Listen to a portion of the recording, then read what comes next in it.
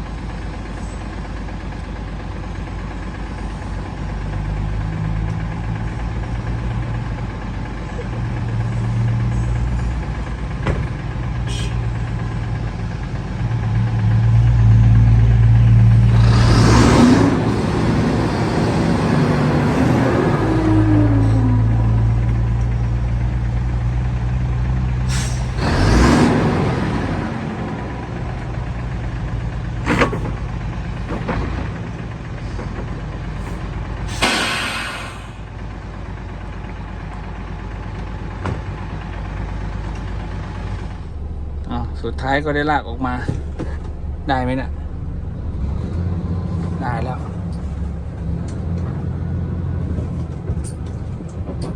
เกือบตาย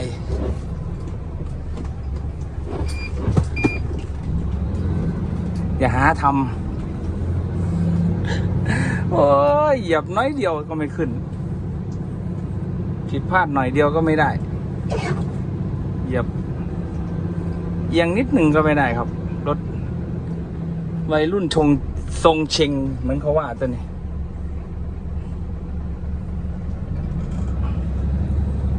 วัยรุ่นทรงเชง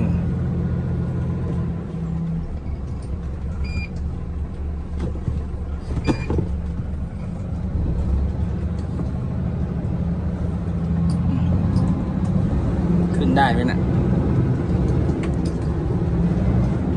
อึบอึบอึบอึบอึบอึบอึบอึบรู้ว่าต้องเบียดมาทางนี้เลยได้หรือเปล่ามาถูกหรือเปล่าวะเนี่ย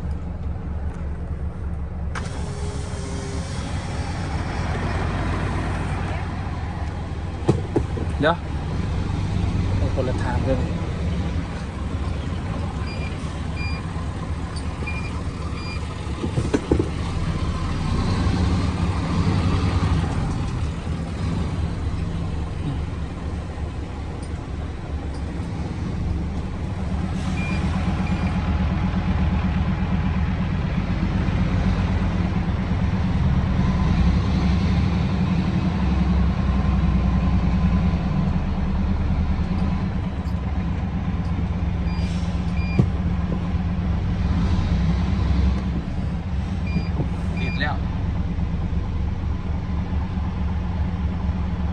แค่นี้ก็ติดนะถอยมาเก็บแค่นี้ติดแล้วเนี่ยติดลมแล้วเนี่ยถ้าจะออกก็ต้องเอากาฟิลดันออกนายมันจริงๆเอาได้ยังพอเลื่อนได้อยู่เอาชนลงก่อน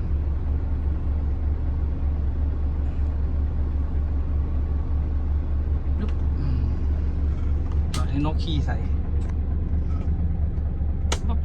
ปั๊บโอ้โหไม่ได้เอากุญแจมาด้วยถอดแบตเตอรี่ไม่ได้เอากุญแจมาถอดแบตเตอรี่เลยเวลาอยากจะใช้ก็สวมแบบล้างถุงมือเขาไปใส่เอาจอยถือไว้เห็นนะเอาเราไถมาเก็บก่อนนี่ครับจอดอยู่ตรงนี้แหละที่เดิมของมันเจ้าการกล้วยใช่คือไงนะเอาคนไถมาเก็บกัน